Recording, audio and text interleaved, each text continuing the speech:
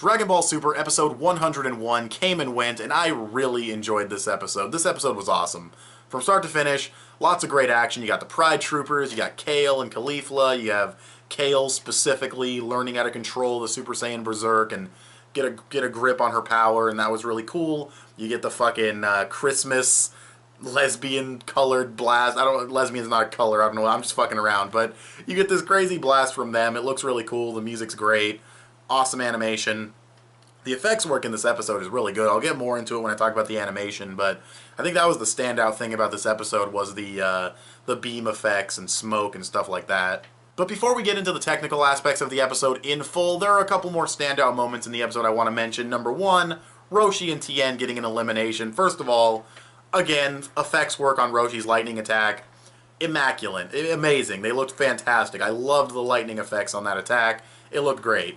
And then Tien coming in, delivering the final blow, knocking this bootleg Cell-looking guy out of the ring. Really cool, and also points for animating the tri-beam the way it's supposed to look, like a big flash of energy that just pushes like a wall. I really appreciate that, because sometimes they animate it like a beam, and I don't really think it's supposed to look like a beam. I'm pretty sure it's supposed to be like this big flash of light that just impacts on an enemy like a wall, like it did against Cell, like it did against Nappa, you know, that kind of thing.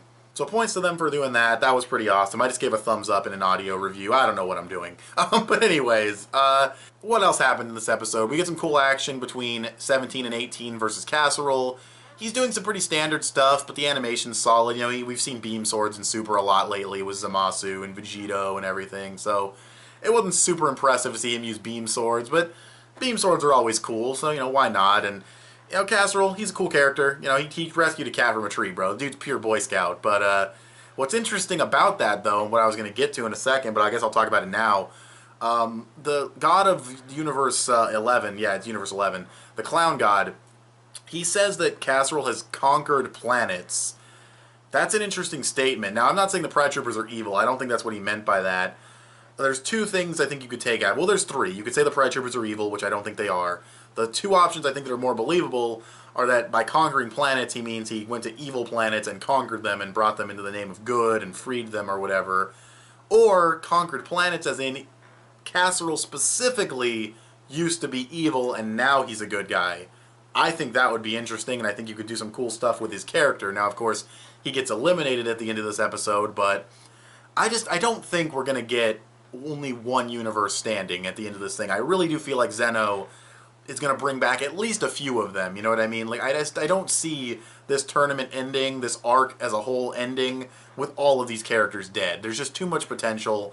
Either the Super Dragon Balls are going to bring them all back, or Zeno is going to say, you know, this tournament was way too fun to not have every year, or every few years, we got to do it again, and, you know, and bring everyone back, because, I don't know, we'll just have to wait and see. I don't know if Zeno can even do that, but, I mean, he might as well be able to. He's the fucking goddamn god of everything. But that's pretty much it for the episode, as far as like all the standout moments that I really liked. 18 was cool in the episode. It was really funny the way she tossed that one chick off at the end. So that was fun. But yeah, that was pretty much the episode. As far as the technical aspects of the episode go, as I was saying before, the effects work in this episode is really the standout thing. Now, the art and animation is fine as far as the character movement goes. None of it's like janky or bad. It all looks pretty good. You had good supervisors working on this episode. One of my favorites, actually, Shuichiro Manabe. Great supervisor, love his style. If you want to, like, you know, get a good grasp on his style in this episode, he probably animated Kale transforming into her controlled Super Saiyan form because of the huge gaping mouth, which is something he did in episode 93 when Kale first went Super Saiyan Berserk, and he animated like that whole fight scene between Kaba and Kale, and it was really, really cool, and I love the crazy exaggerated mouths. You know, it's a callback to old school Dragon Ball art, but also just looks really expressive, so that was awesome. He did that, and I think he also supervised, like, he either animated or he supervised the Christmas lesbian blast, or whatever the fuck I called it. That's what I'm calling it until it has another name. And then the other supervisor was Tsutomu Ono, but I could really tell you nothing about their style. They've been supervising on Super since, like, day one, and I still have no idea. Well, not literally day one. That was Kitano back before we knew Kitano was going to be garbage, but Tsutomu Ono's been supervising on the series for a long time. I have no idea what their style is. All I know is Tsutomu Ono brings a lot of XZ animators to the table whenever they come. I say they because I don't know if it's a male or female, but whenever they supervise, they bring in former Z animators like Taiichi Ohara and a couple others, and that's really cool. So visually the episode's really solid, especially the standout being the effects work. The audio in this episode, the music, really good as usual. Really good use of music in this episode. Also, I haven't mentioned it in a while because they really haven't been doing it, but they finally stopped abusing those Kai soundtracks, like those same 2 or 3 Kai songs that they just kept playing over and over. I don't think they've been using them as much lately, and I really do appreciate that.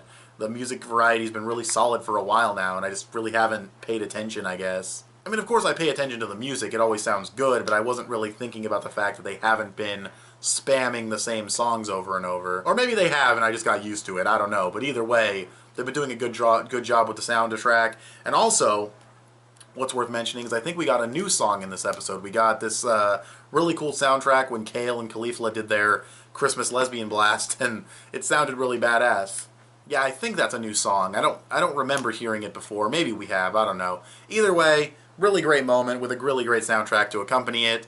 Honestly, this was a really well put together episode from a technical standpoint. Again, the animation's nothing incredible as far as movement goes, but it's good enough, and the effects work stands out with the little dude doing his tornado and the smoke effects and the beam effects all looking just distinct enough to be standout. It was a really well done episode.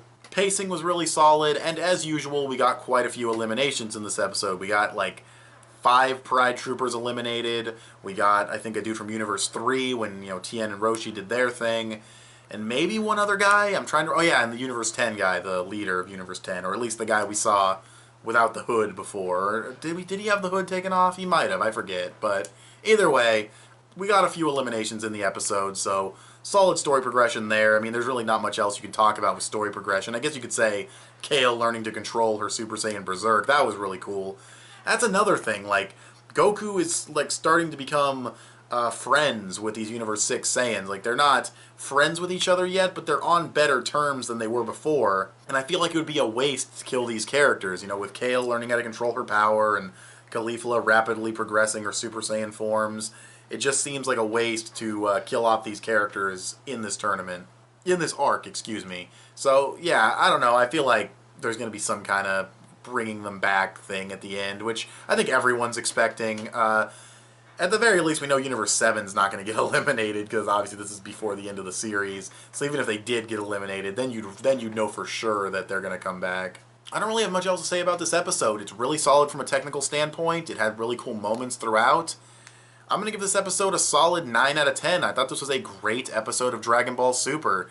It's not quite amazing. There's, nothing really like, oh man, that was just fucking mind-blowingly epic, but it was a really, really solid episode with really good animation throughout, really solid music choices, brand new music, in fact, if that song is brand new, or if my memory is just failing me, which easily could be, I have a horrible memory, and we got some eliminations in there, so I really enjoyed it. Also, the next episode preview, the Yardratian is still in the game. I'm really happy about that. Now, of course, they could still waste them, but the Yardratian is still in the game. They did not get eliminated. I was right about that, so what does Geekdom say? I'm a great prognosticator. I don't know what the fuck. But anyways, yeah, really solid episode. Great, even. So, what did you guys think of this episode of Dragon Ball Super? Go ahead and tell me in the comment section below. Give this video a thumbs up and share it on social media. Both of those would help me out a lot. Subscribe if you haven't already, if you like what you've seen here. Click the little bell to get notifications when my videos go up. I want to thank you guys for watching, and I'll talk to you guys later. Bye.